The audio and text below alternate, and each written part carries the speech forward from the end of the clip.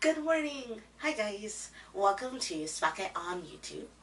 And today I have a interesting little surprise for you. I am collaborating with another YouTuber that I actually know in person, Vertpizzle fam. What up, YouTube? It's your boy, Vertpizzle fam, back with another one. And we are going to talk about our top 10 favorite games of 2018. Now, you guys have been on my channel for a while and you know how this works. I don't ever get anything new. So all of the games that I personally am recommending are older. The only criteria we had for this was that we needed to come up with 5 each and that they were games that we personally enjoyed playing through the year of 2018. 2018 left out a great bang of games on all different kind of consoles, and we just wanted to come up with something that would be great for a lot of people to enjoy. I have odd numbers, she has even numbers. Keep it fair. So we're gonna start there. Ladies first. My number 10 is Battle Chef Brigade, and I bought it digitally instead of in card form, and I'm a little sad about it because I just love it so much, and I really wish I had like a case or something that I could show you guys. You guys know that my top 3 categories for games are puzzle, arcade fighter, and platformer. Well, Battle Chef Brigade is a mix of my favorite two. You play as Lena, and she wants to be part of the Battle Chef Brigade, which is a military operation for their city. And basically what happens is they go out, they chop up, kill up, beat up monsters, and then they cook them, and they serve them. And the monsters have been like trying to take over, so you're basically like beating back an enemy. But the way that you cook them is by playing a 3-ring puzzle, which is like the basis of all puzzle games, but it's just so much fun. Like, no matter how many times I play a 3x3, it's just a blast. And this game is in no way different from that. You can play online multiplayer. You can play different people from all over the world. It has a story mode, which is amazing. You meet all the different characters, all their different cooking styles, the particular monsters that they like to collect and cook with. The game itself is just so pretty. The music is really good, and I thoroughly enjoyed it. If Splatoon was my number 1 played game of the year, Battle Chef Brigade was definitely a close second. So for my number 9, I chose Late Shift, which is a game on multiple platforms. So basically this is a game, a first ever made cinematic game where you choose and decide the decision of the fate of the player. It runs like the mobile game or the online game Walking Dead. So it's sort of in a scenario like that where you pick and choose the faith or the decision making part, but this game comes with 7 different endings or scenarios. It's crazy. I was actually addicted. I got to a point where I was so close to the ending that I really wanted and got something totally different. So yeah, it's called Late Shift. Definitely dope. Probably one of the best games I played of 2018, even though it's not really a recent game, but it definitely is something that I enjoy. Number 8 is also a PlayStation game, but it is for its handheld equivalent PS Vita, and that is Root Letter. Root Letter is another mystery, and it's one that I have wanted for a really long time. And I got it, I think, the year before last, and didn't really have a chance to play it, so I've really been diving into the story this year, 2018. And Root Letter is about 2 pen pals, a girl and a boy, and they used to write like letters to each other really, really often. He sent a letter one year and just never heard back from her. He's cleaning up, and I think he's either moving into a new home or moving into like a college dormitory. But I think it's a new home. I think he's graduated college or graduated high school and is like moving on. Well, he's cleaning up and he finds a letter from her that he's never seen before, and it's unopened. Now, you would think, oh, duh, he just missed the letter, but the letter has no postmark or dropped off in person. So now the girl has been to his home, and the last letter is just so fraught with despair, and you're just so very confused about what happened that you as the character feel the urge to investigate. So you are investigating the tragedy of a young girl using letters 15 years from the past. So literally the last letter that you receive from the girl is dropped off in person, and it's basically like a death letter, like airing her grievances. And all the people that are on the front cover are all of your suspects. And literally using clues from the letters and just your own deductive reasoning, you are investigating and interviewing each of these characters to figure out who did it. Because what happens is, I believe, I'm a little bit further from the beginning now than I used to be, so I don't remember how it starts originally. But I believe you open the letter, you read it, and you go up there, or you call up there or something, and someone tells you that that girl is dead. And she's been dead for a really long time. But the date that she died and the date that the letter is stamped is not connecting. And I think that's what starts your, that's strange vibe. And you guys know me, I love a good mystery, and Root Letter does not disappoint. My number 7 would be Harry Potter, Hogwarts Mysteries. This game, when it first came out, a lot of people was actually skeptical before it actually came out because they didn't know how this game was going to run, how it was going to be operated, and so forth. Really dope game to play. It's free, and you get to choose your own house. So Gryffindor, Ravenclaw, Slytherin, or Hufflepuff. And which gender you decide to choose, male or female, and you just go on this ride of the game of just year to year, trying to find your brother in this game. So it's pretty dope. Highly recommend it. I'm still playing it as of now. I'm on year 5 right now, I want to say. So yeah, year 5 into the game. Definitely dope.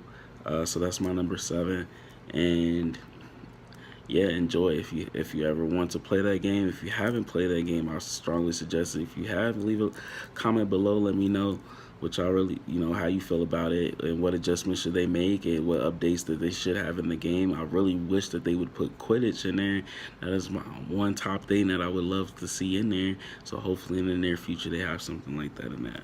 Alrighty, number 6 on my list is a PlayStation game, because I know Vertfam is a console gamer and not necessarily a mobile gamer like myself, like a handheld gamer. So I try to find some PlayStation-esque games to throw in the group. So my PlayStation 4 contribution is Sherlock Holmes, The Devil's Daughter. Once again, you guys know me, I love me a good mystery. Sherlock Holmes, anything has got my vote, but this game in particular is a blast. I've played it on Twitch before, I've streamed it. It is satisfying and heart-wrenching, and my poor ticker can't take it a good portion of the time. But it's just such a fun game. So you're walking around as Sherlock, and you're solving different mysteries. You're picking up different clues, and the clues come together like a map. So like point A, point B, point C, point D. And then as you collect more clues, the points get wider. The wider pieces form a nucleus in the middle, and that is the motive for the whatever mystery they're in. So all of your clues are figuring out who did it, why they did it, and how. And then in the middle, you've put them together enough to form a full-fledged conclusion. Now your conclusion can be wrong, so try and make sure that it's together. They change different colors when you're more accurate than so forth and so on. But like you'll literally read a character. So like as you're looking at them, you're zooming in on their eyes, whether they're shifty, you're zooming in on how many rings they have, whether or not there's a band underneath the ring from like lack of use or is too much use. Like it's definitely like being inside Sherlock Holmes's brain while he solves a case, and I think that's one of my favorite things about it. Number 5, people. Number 5 game that I chose was NBA Live 19. And I know what you're thinking. If you're a sports gamer, why did you choose 2K? You could have chose 2K19. I could have chose 2K19. The only reason why I did chose NBA Live 19 is for a few reasons. One reason, there's no virtual currency unless you're playing basically fantasy team, or what is it called? Your when you create your own league, but you're playing against other players. So that's the only time that you're doing that. There's no virtual currency that you have to use to get clothing, to get players, to progress in the game, any of that. You just got to grind. You just have to grind, and you accumulate whatever cash how you get it in the game, and you get whatever you choose. So when you playing court battles, which is pretty dope, where you pick your 5 best players to defend your court, and you put your 5 best players, including yourself, to attack other courts, and different gameplay of how you could go about with that, as well as the live mode where you choose. You could play amongst other players, live players, 3-on-3, or even 5-on-5, and grind it out to gain rewards. So there's so many ways that you could gain rewards, gain new players, gain legends, and so forth. I chose this for my number 5 because it's a game I'm consistently playing every day. There's always something new. They even have celebrities from time to time. They had the Migos on there, the guy who played Ghost in Power. They had content creators on there, and much more. So it's something that's entertaining. It's not getting boring, and it's always something to do on there. Number 4 is Pokemon Sun.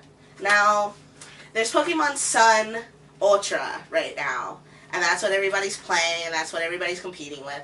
But I bought Pokemon Sun and Pokemon Moon because I couldn't decide, and I finally went with Pokemon Sun, but I haven't finished it yet. I've literally been playing on it all year, and I didn't want to buy Sun Ultra or Moon Ultra and hadn't finished the game before it, or at least been close to almost finishing it. Like, I can't say that I've ever finished a Pokemon game before, but I own a good portion of them. But I feel like a good place to be able to continue with the Pokemon franchise would be having a Alolan Raichu, which I don't have yet, so that's like my peak. Like, once I get my Alolan Raichu, I'm like, yeah, I can go buy Sun Ultra. But until then, I've been playing Pokemon Sun. My team is a Latios, a Marshadow, an Incineroar, a Pikachu, and I switch back and forth between these 2 green cuties. Number two, this is definitely probably, I would say, damn near probably the best game of the year 2018, Forza. If you don't know, is a racing game. Cars on there, Fuego, different games that are basically different events that you can jump into, Fuego. Multiplayer is excellent, spectacular, graphics, spectacular, top notch game. And just to know that you have different seasons and you have to pick and choose the car that you want to for those seasons is definitely amazing, man. I don't see any like racing game can compare to Forza that's gonna be like that equipped down to the tires, the suspensions, like everything that you can equip with your car and modify and make so many modifications to the car. I mean, it really gets you engaged to the game, especially when you have a lot of people to play with, friends, family, whoever you may play with, just random people is something that you're gonna enjoy, especially those the car that you get in there. I mean, it's crazy. It's crazy. Okay, number 2. My number 1, because I had even numbers and he had odd. So this is my number 1 favorite game of the year, and that is Splatoon 2. So I got the Switch and I fell in love, and everyone was talking about Splatoon 2. And I didn't get the chance to play Splatoon 1, and I was just watching all these videos, and I wanted it really, really, really, really bad. So I went and I bought it, and it cost me a lot of effing money. But it seems it was worth it, because if the Switch is on my person for 6 out of 7 days of the week, then the game in the Switch for that long is Splatoon. It probably has the most played hours of 2018. I enjoy the single player. I enjoy the multiplayer online version. It's just so much fun. Now, if you haven't played Splatoon, what are you doing with yourself? You are a squidling or an octoling, and you live in ink. So you have all these different weapons that shoot ink, and they basically paint the floor. And it's like a massive turf war. Whoever's got the most location in their color at the end wins.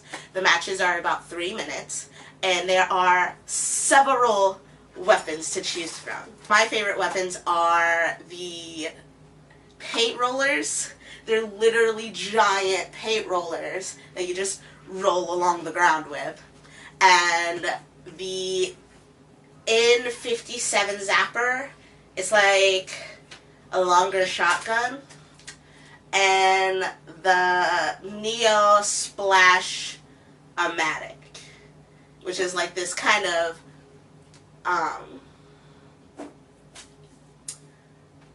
steampunk looking device. But I like those weapons because they cover a lot of ground for when I'm playing Turf War or regular battle. And then they also give me the ability to aim and fire, so I can actually start knocking off other squidlings in when I do ranked battle. So my number 1 game of 2018 is Splatoon 2. Back to Vert. And this one deserves a drum roll. So, brrr. Number 1. The number 1 game that I have for 2018 that I've played would be Battlefield 5. Battlefield 5. When they came out with Battlefield 1, that took the game spectrum as far as a shooter's game to a whole nother level. That game make you feel like you was really in a war zone. Like, bullets everywhere, mortars everywhere, like mud, dirt everywhere. You know, shit just happening from left to right, up and down, all over the spectrum. Battlefield 5 is the same feeling, but even and more intense, because this game you literally have to use your team. Your team is going to be your stronghold to obtain the objectives, to win the game, to be able to dominate. It's all about teamwork in this one, and you this game you have to ready up, and then it could be with randoms, it could be with people you know, but you have to team up. That's the whole strategy of the game. But the gameplay, fire. The game modes, I can't wait for this year, because actually for January, I think later in January, it may be in February, they're coming out with the battle royale. That's gonna be fire. um Another thing too is that the story modes is always the dopest. It definitely, you know, all the Battlefield games, or even for the COD games, Call of Duty, but I'm speaking like, you know, for World War I, World War II games, they been dope stories. So just to hear more and get to listen in and tune in to these actual events, because they say that it's actual events, true stories as well. It is actual events, but I mean, as far as true stories that they're giving us, that's even amazing. So it's Fuego. That's my number one game of 2018. I wish that I was able to play a bit more games, which I did play a lot of games in 2018. But these, you know, my choice or my picks, these was definitely the games that had me like on edge. These were the games that I consistently played throughout the year. There's has been honorable mentions, and I'm pretty sure we're gonna speak about that later in the future. What are some of the games that you enjoyed in 2018? Let us know in the comments below. And thanks so much for Vertpizzle fam, and I'll see you later. Peace.